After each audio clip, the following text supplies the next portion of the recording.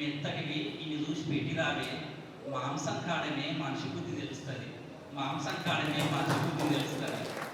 ఉన్నోడికి రోజు పండుగనే, మనలాంటి వాళ్ళకు పొయ్యి మీద 4 తుర్కలు ఉడికినప్పుడే.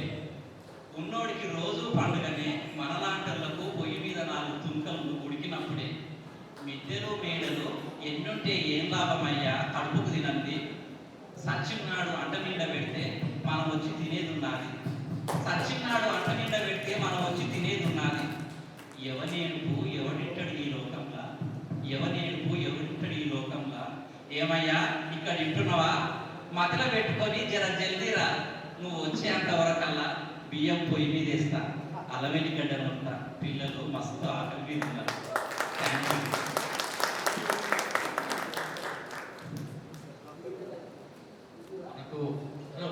మనకు సమయం తక్కువ ఉంది, వేగంగా నిర్వహించుకోవాలి. ఎందుకంటే తెలంగాణ కవిత్వం నిజాం రాజు జన్మజన్మాల పూజ అని ఆ జైలు గోడల మీద రాస్తే అది ఒక విప్లవాన్ని సృష్టించింది దాశరథి గారి వాక్యాలు. అందులో పట్ల మనం సమయం వెళ్ళిపోతూనే ఉంటుంది. తగుల గోపాల్ గారికి ప్రత్యేకమైనటువంటి ధన్యవాదాలు తెలియజేస్తూ ఇప్పుడు కళ్యాణి కుంజ గారు కొద్దిగా తక్కువ సమయం తీసుకుని 3 నిమిషాలు మాట్లాడాల్సింది.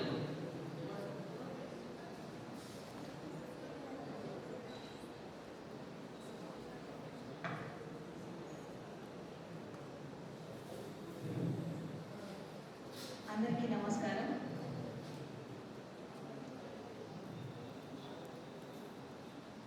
ఈ సమావేశానికి నన్ను ఆహ్వానించినటువంటి ఆనందాచార్య సార్కి, సలీమా గారికి నా ధన్యవాదాలు. తెలంగాణ కవిత్వం చర్చ కార్యక్రమంలో నన్ను ఇక్కడికి ఆహ్వానించడం జరిగింది. అయితే తెలంగాణ కవితా చర్చ అన్నప్పుడు నేను కవిత్వంలోకి ఎలా వచ్చాను అనేది మాత్రం చెప్పగలుగుతాను.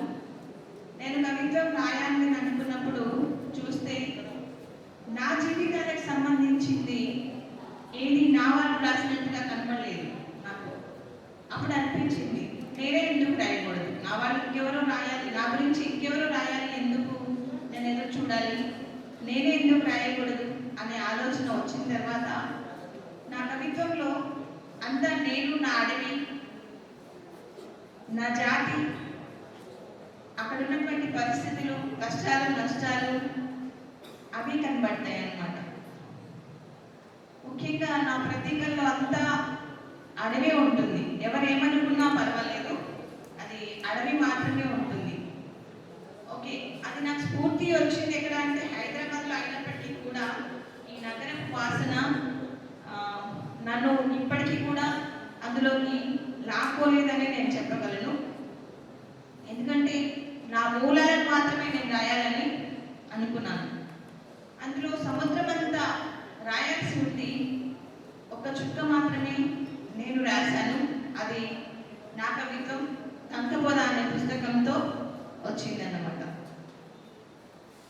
ఇక్కడ నేను నా కవిత్వం గురించి చెప్పాలని అనుకున్నప్పుడు నేను ఎక్కువగా నా ప్రతీకలు తీసుకుంటా అన్నాను కదా, అందులో నేను ఒక కవితని చదువుతాను. కుతి, మనందరికీ కుతిలేస్తుంది అని అంటాము. తెలంగాణ పదం ఇది, అచ్చ తెలుగు తెలంగాణ పదము. నువ్వు కట్టిన అరికట్లం నిలువున నన్ను అల్లుకున్నట్టే, మమతలను అల్లుకున్న మనసు పొదరింట్లో సందడి సందడి జ్ఞాపకాలన్నీ మోపుగట్టి తోవ పొడుగుతా మోసుకుపోతానా, నీ నా నడుములు ఏకం చేసి ఒళ్ళు దులుపుకున్న పచ్చొన్న కంకులు, లుంగి గుడ్డలో ఉయ్యాలూగిన ఊసబియ్యం, చేనుగాడి రేకు పీపాల్లో పాకమై నోట్లో నీలూరుతానే, కుమ్ములో ఉడికిన దోర కొబ్బరికాయలు, నెగడు నిప్పులో కాలిన మక్క కంకి, గడ్డివాములో మక్కిన సీత పలకాయ, చిక్కుడు బూడిదతో ఉడికిన నల్ల చెన్నగడ్డ, డొల్లల్లా తెచ్చిన చిన్న పండ్లు జిట్టీతలు, చెట్టు దొరలో పూసిన తొడిది పూలు, నాలుకకి తీయటి పరిమళాల కుదిలివ్వబట్టే, జోరు వానలు పడంగా గుట్ట జాలకు ఎడ్ల కాసుకుంటా ముళ్ళు కర్రతో తవ్వి తిన్న జాలోరు గడ్డలు, గండోని గుంటలకు వచ్చే గుట్ట ఒర్రె సీటుకి అటు ఇటు జున్న కురుసోదు పండ్లు, ఇరిసి సబ్బురంగా తిన్నట్టే జారుడు బండ మీద కూకుండి పగటింతల పువ్వ తిన్నట్టే కుది. ఇప్పుడైతే నేను నిన్ను చేరుకోనంటే జాలుకి నాకు మైళ్ళ దూరం అంటాం. ఇక్కడ నా నానమ్మకి నేను నా నానమ్మ ద్వారా తిరిగినటువంటి ఆ జ్ఞాపకాలని నేను ఇక్కడ రాసుకోవడం అనేది జరిగింది. నిజానికి ఈ తెలంగాణ కవిత్వం ఎప్పటికీ వర్ధిల్లుతూనే ఉంటుంది అని నేను సగర్వంగా చెప్పుకోవడం అనేది జరుగుతూ ఉంటుంది. నేను వాడిన ప్రతి కథల్లో ఇక్కడున్న వాళ్ళకి ఒక ప్రశ్న వేయచ్చు అనుకుంటున్నాను. ఆకాశ్ పాయలు అంటే ఎంతమందికి తెలుసు ఒకసారి చెప్పగలరు? ఆకాశ్ పాయలు ఎవరన్నా చెప్తారా? ఆకాశ్ పాయలు,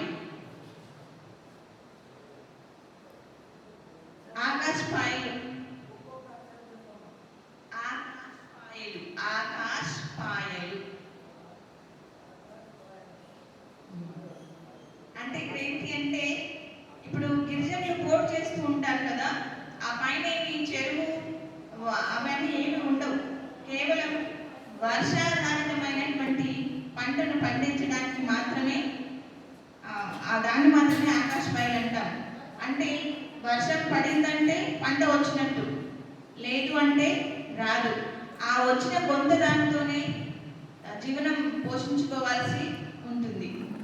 అట్లాగే కొంచెం ఆ ధాన్యంతో పాటు అడవిలో దొరికేటువంటి పండ్లు, దుంపలు, ఆకులు, అలమలు వాటిని ఎక్కువగా వాడుకోవడం అనేది జరుగుతూ ఉంటుంది. కానీ నేడు పరిస్థితిని చూస్తే అలా లేదు. ఏంటి అంటే అడవి నుంచి అభివృద్ధి చేస్తున్నాం మిమ్మల్ని అని చెప్పేసి మమ్మల్ని ఎక్కడికో దూరంగా నెట్టేసి అడవి లేకుండా చేస్తున్నారు. మాకు దొరికే గ్రాసము పోయింది, మా ఆధారము పోయింది. ఎలా అయిపోయింది అంటే నిరాధారత అది ఏర్పడడం అనేది జరిగింది. ఇది అన్యాయమైనటువంటి విషయం.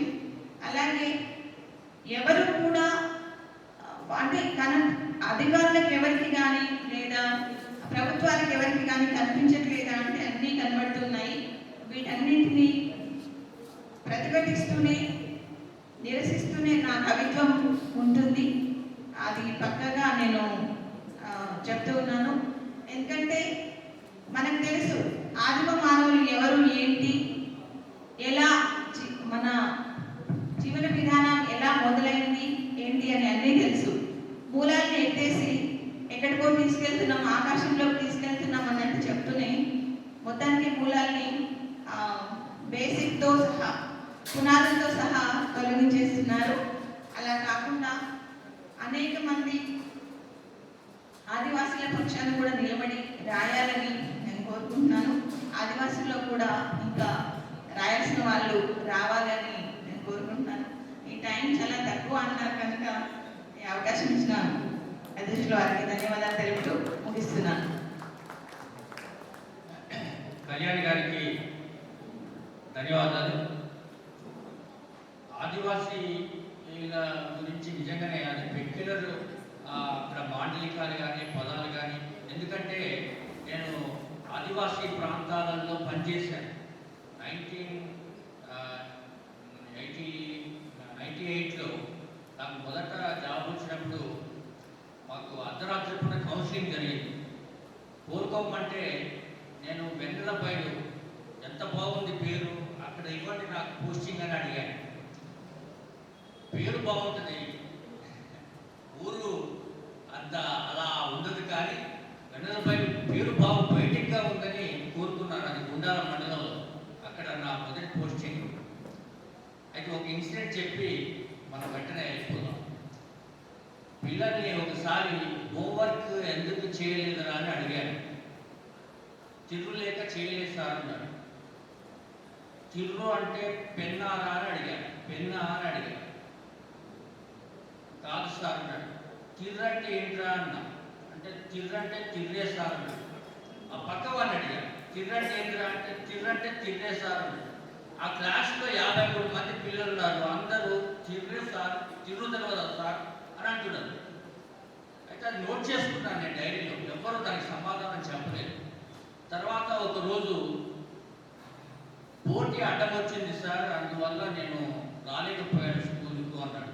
పోటీ అడ్డం రావడం ఏంటో నాకేం అర్థం కావట్లేదు. పోటీ అంటే పోటీ సార్, అది నోట్ చేసుకున్నాను. తర్వాత ఒకసారి పూసం లేక రాలేదు సార్ అన్నాడు. పూసం లేకుండా రావటం ఏంటంటే అక్కడ వాళ్ళ అంగీని పూసం అంటారు, పూసం. తర్వాత చిర్రు అంటే కరెంటు, కరెంటు లేక వాడు హోంవర్క్ రాయలేదు. పోటీ అంటే కాలువ, ఆ కాలువ దాటలేక రాలేకపోయారు. అంటే ఇలాంటి పదాలు మనకు ఆ గిరిజన ప్రాంతాల్లోనే ఆ తెలుగు సంబంధించిన వాళ్ళతోనే పరిచయాలు ఉంటాయి. కాబట్టి మేడం గారికి ధన్యవాదాలు తెలియజేస్తూ మిత్రుడు హరీష్ గౌడ్ గారిని మాట్లాడాల్సిన కోరుతున్నారు. చాలా కొద్దిగా క్లుప్తంగా. థ్యాంక్ యూ అన్న. సరే, తెలంగాణ కథ కవిత, సరే ఈ గందరగోళం పడి నన్ను మర్చిపోతున్నాను. కవిత్వం కథా శిక్షణ అనేటువంటి మర్చిపోతున్నాను. వాస్తవంగా తెలంగాణ కవిత్వము చర్చ అనే విషయంలోకి మనం పోయినప్పుడు తెలంగాణ కవిత్వంలో ఇప్పుడు బహుజన గాలి వీస్తుంది అని నేను చెప్పగలుగుతాను. ఎందుకంటే ఇప్పుడున్నటువంటి యువకులు తమ జీవితాన్ని తమ నేర్పుగా ఓర్పుగా సమాజానికి అందించాలనేటువంటి దృక్పథంతో కవిత్వాన్ని రాయడం అనేది నేను గమనిస్తున్నాను. అంటే బహుజన గాలి ఇప్పుడు వీస్తుంది అనేటువంటిది మనం తెలంగాణ కవిత్వంలో చర్చకు పెట్టాల్సినటువంటి అంశంగా మనం మాట్లాడవచ్చు. ముళ్ళు గుచ్చుకున్న పాదమే గొంతు విప్పాలి, అరిటాకి ముళ్ళు కూర్చి సమాధానం చెప్పాలి అని కవిత్వం రాసుకున్న మాండలిక కవి సుంకిరెడ్డి నారాయణ రెడ్డి గారు ఇక్కడే ఉన్నారు. అక్కడి నుంచి మనం తీసుకుంటే సుంకిరెడ్డి నారాయణ రెడ్డి గారు కావచ్చు, అన్నవరం దేవేందర్ గారు కావచ్చు, యువకవుల్లో తీసుకుంటే బండారి రాజ్ కుమార్ కావచ్చు, నిప్పు కనికలు, గరికపోస, వెలుతురు గబ్బిలం, ఆయన తెలంగాణ మాండలికాన్ని ఉపయోగించి ఆయన కవిత్వం రాశారు. మరి మాండలిక భాషలో కవిత్వం రాసినప్పుడు మరి మాండలిక భాషను కూడా మనం కష్టంగా రాస్తున్నామా, మాండలిక భాషను ఇష్టంగా రాస్తున్నామా, ఇది కూడా మనం చర్చగా పెట్టుకోవాల్సిన అంశం. ఎందుకంటే అందులో చాలా కఠినమైన పదాలు ఉంటున్నాయని మనమే అంటున్నాం.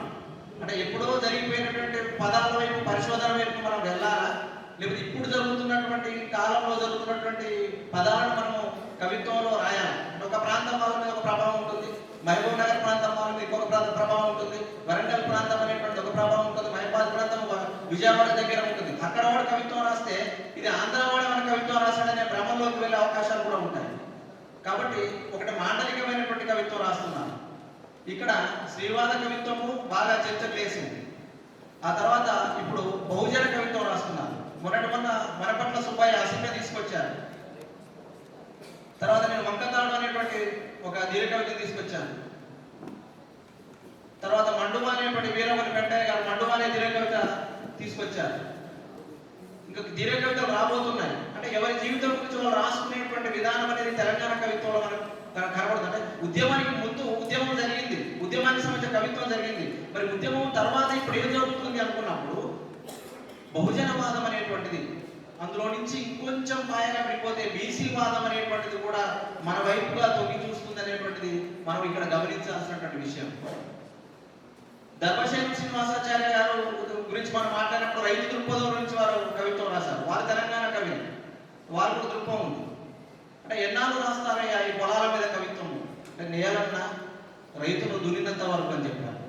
దానికి ఒక దృక్పథం ఉంది, అంటే ఆ దృక్పథం నుంచి రాశారు. తర్వాత భావుకతకు సంబంధించిన కవులు కూడా ఉన్నారు. మన నందకిషోర్ లాంటి కవిని మనం గమనిస్తే, యువ కవిని గమనిస్తే ఆయన ప్రకృతిని ప్రేమించేటువంటి వాడు, పర్యావరణాన్ని ప్రేమించేటువంటి వాడు. ఆయన ఆ కవిత్వాన్ని ఆయన రాయడం ఇష్టపడతాడు. మెర్సీ మార్గరెట్కి ఒక దృక్పథం ఉంది. అంటే రకరకాల దృక్పథం కలిగినటువంటి వ్యక్తులు, యువకులు ఇప్పుడు కవిత్వం రాస్తున్నారు. ఆ కవిత్వాన్ని అంతా మనం చెత్తబెట్టాల్సినటువంటి అవసరం ఉంది. తెలంగాణ కవిత్వము ముందుకు సాగుతూనే ఉంటుంది. ఇంకా యాడిక్స్ వస్తూనే ఉంటాయి. మొన్న సభావటాన్ని నీలం రంగుల ఒక పుస్తకాన్ని తీసుకొచ్చాడు. అంటే ఒక యువకుడికి ఏ దృక్పథం ఉంది సమాజం పట్ల, ఈ సమాజం నుంచి ఆయన ఏం ఆశిస్తున్నాడు, ఈ సమాజం నుంచి ఈ సమాజాన్ని ఎక్కడికి తీసుకుపోదలుచుకున్నాడు అనేటువంటి విషయాన్ని మనం ఆ కవిత్వం ద్వారా మనం తెలుసుకోవచ్చు. ఆయన నల్లింకుపోయినటువంటి ఇంకో పుస్తకం కూడా తీశాడు. ఇప్పుడు సందీప్ కొడారికి అనేటువంటి ఆయన ఒక దస్కత్ అనేటువంటి పుస్తకంతో రాబోతున్నాడు. యువకుల లోపల చాలా మంది కూడా మంచి కవిత్వం రాస్తున్నారు, మాండలిక పదాలను ఉపయోగిస్తున్నారు. రకరకాలైనటువంటి చర్చకు మనం తావు తీసుకురావచ్చు. ఇక్కడ అధ్యక్షుల వారు ఒక మాట అన్నారు, కవిత్వాన్ని అంతకుముందు 3 పేరాగా రాసేవారు, ఇప్పుడు కవిత్వం చదివేటువంటి వారు లేరు, చాలా తగ్గించి రాయాలనేటువంటి విషయాన్ని చెప్పారు. అది మంచి మాట. అది ఎందుకంటే చాలా తక్కువ పంక్తులలోనే దాని గాఢంగా కవిత్వాన్ని చేసుకోవడంలో సులువుగా రీచ్ అవుతారనే అభిప్రాయాన్ని నేను కూడా దాన్ని కలిగి ఉన్నాను. కాబట్టి అంటే తెలంగాణ కవిత్వానికి మంచి రోజులు వస్తున్నాయి కాబట్టి ఇంకా యువకులు కవిత్వం రాయాలని ఆకాంక్షిస్తున్నాను. చాలా చర్చ ఉంది, కానీ ఇందులో నాకు ఇచ్చినటువంటి టైం ప్రకారం నేను ముగిస్తున్నాను. ధన్యవాదాలు. Thank you very much. మిత్రుడికి ధన్యవాదాలు. ఇప్పుడు విప్లవ్ శ్రీ గారు మాట్లాడాలి, తక్కువ సమయం తీసుకోవాలి. వినిపిస్తున్నాను. హలో అందరికీ. తెలంగాణ కవిత్వం గురించి చర్చించుకుంటున్నాం కాబట్టి నాకు చాలా రోజుల నుంచి ఒక ప్రశ్న ఉంది, ప్రశ్న కాదు ఒక వేదన ఉంది. అది చెప్పుకోవడానికి ఒక మంచి వేదిక అని నేను అనుకుంటున్నాను. ఒక సంవత్సరంన్నర కింద అనుకుంటా నేను కింద నిలబడి మిద్దెమీద నుంచి మా దోస్తులను తాళం ఎక్కువ అని అడిగితే మా వాళ్ళు ఏమన్నారంటే ఏం ఇంకా అన్నారు, ఏమి కాదు అని వాళ్ళు నన్ను క్వశ్చన్ మార్క్ తోటి అప్పటి నుంచి ఈ రోజు వరకు నేను మా ఫ్రెండ్స్ మధ్య ర్యాగింగ్కి గురవుతూనే ఉన్నా. ఎందుకు అంటే ఇగ్గు అంటే మీలో చాలా మంది విసరటం అనేలాగా కాకుండా లాగటం అనే అర్థంతో వాడతారంట. మాది తెలంగాణ, మాది పాలమూరు. ఇంకా చెప్పాలంటే ఇలా చాలా మంది పాలమూరులో ఉండే అవకాశం కూడా ఉంది. కానీ పాలమూరు దారిన అయ్యింది, తెలంగాణ దారిన అయ్యింది కూడా ఇగ్గు అనే పదం వాడినందుకు నేను ఈ రోజు కూడా ర్యాగింగ్ని ఎదుర్కొంటున్నా. ఇంకో పదం కూడా ఉంది, నాకు తిండి పెడుతుంది రా అని అన్నా మా దోస్తులు. తిండి అంటే ఏంటిది అని వాళ్ళు అంటున్నారు. తిండి అంటే ఏంటిదో మీకు తెలుసో లేదో, గోకుడ పెడుతుంది అంటే దురద పెడుతుంది అంటే తిండి పెడుతుంది అని మేము అంటాం. ఇంత కన్ఫ్యూజన్ మధ్య నేను ఇక్కడ మీ ముందు నిలబడి తెలంగాణ కవిత్వం గురించి మాట్లాడుతున్నా కదా, కొంచెం ప్రొడక్టివ్గా ఆర్గనైజ్డ్గా మాట్లాడే ప్రయత్నం చేస్తాం. తెలంగాణ రాకముందుకు అంటే మలిదశ ఉద్యమంలో ఉన్నప్పుడు నేను కూడా స్కూల్ చదువుతున్నా, నేను కూడా ఉద్యమం నడుస్తున్నప్పుడు సభలకు పోయినా మా మండలం నవాబుపేట మండలంలో ఉన్న అన్ని స్కూళ్ళు కలిసి అక్కడ ఒక మీటింగ్ని ఆర్గనైజ్ చేసినప్పుడు నేను అప్పుడు మాట్లాడేదాన్ని. ఆ తర్వాత తెలంగాణ వచ్చిన తర్వాత 2014 నుంచి కవి సమ్మేళనం వెళ్ళిన తర్వాత పోయిటరీకి ఎక్స్పోజ్ అయ్యాను. సో అప్పటి నుంచి కవిత్వం రాస్తున్నా. తెలంగాణ రాకముందు మాటలు, వచ్చిన తర్వాత కవిత్వం. అయితే తెలంగాణ కవిత్వం పోరాటాన్ని నింపుకున్నది, ఇంక్లూజివిటీ ఉన్నది. ఫర్ ఎగ్జాంపుల్ ఇప్పుడు నేను చెప్పాలనుకుంటే ఇక్కడ వీళ్ళందరూ నాకంటే చాలా పెద్ద వయసు వాళ్ళు ఉన్నారు. ఇక్కడ నేను మీ ముందు నిలబడ్డప్పుడు ఒక శ్రీనిధి గాను ఒక విప్లవశ్రీ గాను కంటే కూడా నన్ను నేను నా తరం యువ కవులతోటి వాళ్ళందరి ప్రతినిధిగా చెప్పాలనుకుంటున్నా. ఎందుకు? ఇప్పుడు నా సమకాలీనుల్లో చాలా మంది మంచి వాళ్ళ గ్రామాల కథలని, వాళ్ళ జీవితాలని రాస్తున్నారు. తెలంగాణ వచ్చేంత వరకు మేము పోరాటం గురించి రాసినాం, మా అస్తిత్వం గురించి రాసినాం, తెలంగాణ ఎందుకు రావాలని రాసినాం, తెలంగాణ కోసం ఎందుకు ఉద్యమం చేస్తున్నాం, ఇవన్నీ రాసుకున్నాం. కానీ తెలంగాణ వచ్చిన తర్వాత మరి ఏం రాయాలి? తెలంగాణలో కవిత్వమే ఉద్యమాన్ని నడిపించినటువంటి చరిత్ర ఉంది కదా. మరి తెలంగాణ వచ్చింది, ఇంకా కవులకేం పని? ఇంట్లో కూర్చోవచ్చు కదా. కాదు, తెలంగాణ వచ్చిన తర్వాత యువ కవులు పుట్టుకొచ్చిండ్రు కదా. తర్వాత అంటే తెలంగాణ వచ్చిన తర్వాత కవులుగా ఎదిగినటువంటి వాళ్ళు పోరాటాన్ని రాస్తూనే వాళ్ళ జీవితాన్ని రాయడం ప్రారంభించిండ్రు. ఇందాక సభావర్ గురించి చెప్పిండు అన్న, ఆ పిల్లగాడు నడుస్తూనే కవిత చెప్పేస్తాడు ఆశువుగా. ఇలా నేను జుట్టు ఏదిరా అట్లయింది అంటే దాని మీద కవిత చెప్తాడు. అదే తినలేదురా నీ కోసం ఇంకా ఆగిన అంటే దాని మీద కవిత చెప్తాడు. అయితే ఆ కవిత కేవలం యువ కవులు ప్రేమికుల కోసం, ప్రేమికురాలి కోసం రాసే కవితలుగా ఉండట్లేదు. వాళ్ళ నాన్న కాలు తెగిపోతే, కాలు కోసుకపోతే ఎందుకు కోసుకుపోయింది అనే దాని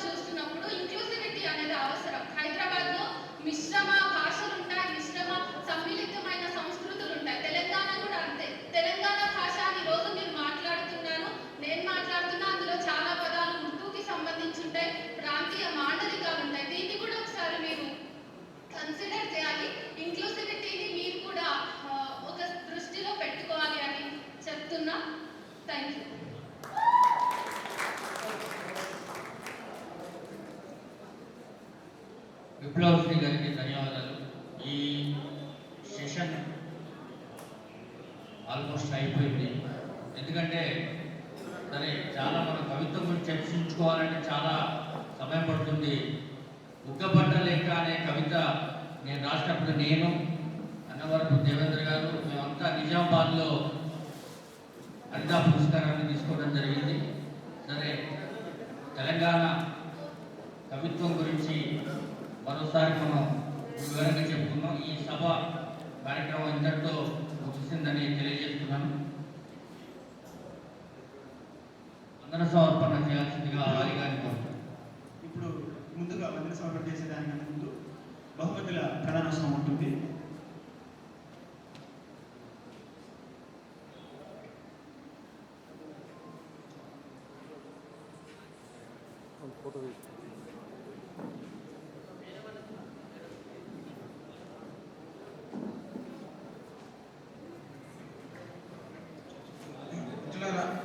తెలంగాణ సాహితీ దశాబ్ది ఉత్సవాల సందర్భంగా కొన్ని జిల్లాల్లో కొన్ని కాలేజీల్లో పోటీలు పెట్టడం జరిగింది.